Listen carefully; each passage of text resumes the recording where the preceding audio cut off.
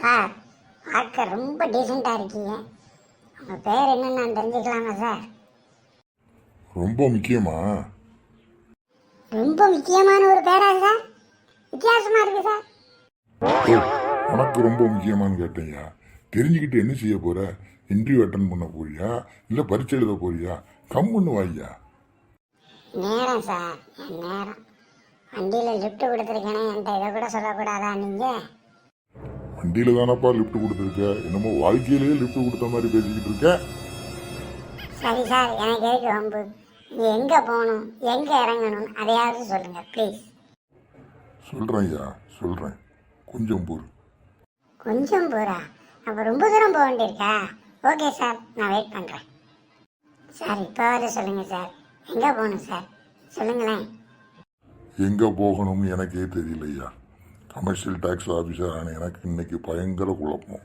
வீட்டுக்கு போவா இல்லை ஆஃபீஸுக்கு போவா, ஆஃபீஸுக்கு போவா இல்லை வீட்டுக்கு போவா இல்லை பீச்சுக்கு போவான்னு ஒரே குழப்பமா இருக்கு ஐயா, குழப்பமா இருக்கு. ஆஹா, வடிவேலு மாட்டின மாதிரி ஒரு பைத்தியக்காரங்கிட்டே நம்ம மாட்டிருக்கோம். ஆஹா, என்னையா பேச்சுவாக்கில் என்ன பைத்தியக்காரன் சொல்லிவிட்ட?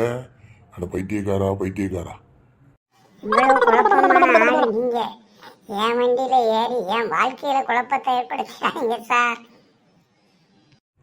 குழப்பத்தை ஏற்படுத்தலையா? தெளிவாயிட்டேன். ஒன்று செய்ய, உன் வீட்டுக்கு வரேன், ஒரு 2 நாள் தங்குதம்யா, செலவுக்கு கூட பணம் தரேன். எப்படி வசதி?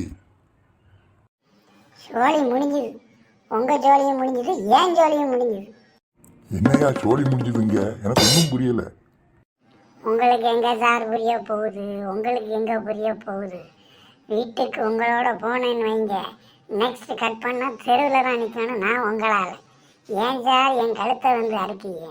நல்லா இருப்பியே சாமி, கும்பிடுறேன். நீங்கள் என் வண்டியை விட்டு இறங்குங்க. ஆட போயா போ. பெரிய வண்டி வச்சிருக்கேன் நான். வண்டி இறங்க சொல்லியே நீ சரியா விடியா, நான் இறங்கிக்கிடுதேன்யா. ஆஹா, திடீர்னு காணாமல் போயிட்டாரு. பக்கத்தில் உட்காந்துட்டு பேசிக்கிட்டு வந்தவர் இவர் ஆளா இல்லை ஆவியா? ஆண்டவா, என்னை காப்பாற்று. கனவா? ஆரியல் சரி, என்ன இப்படி கனவு வந்துச்சு நமக்கு? ஏதாவது ஒன்று ஆச்சுன்னா நம்ம பொண்டாட்டி பிள்ளைகள் தெருவில் நினைக்கும். ஏற்கனவே அம்மன் கோயில் பூசாரி கணேசன் சொன்னாப்புல, குலதெய்வத்துக்கு போயிட்டு வருவீங்களா மாதம் தோறும்? இப்போ 3 மாதம் போகலையே, போய் கும்பிட வேண்டாமான்னு. ஐயா, காவேரி விளையாரே உங்க கும்பிட வரேன் ஐயா, எனக்கு இந்த மாதிரி கனவே வரக்கூடாது. ஆமாம், வர்ற புதன்கிழமை உங்க கும்பிட வரேன் சாமி.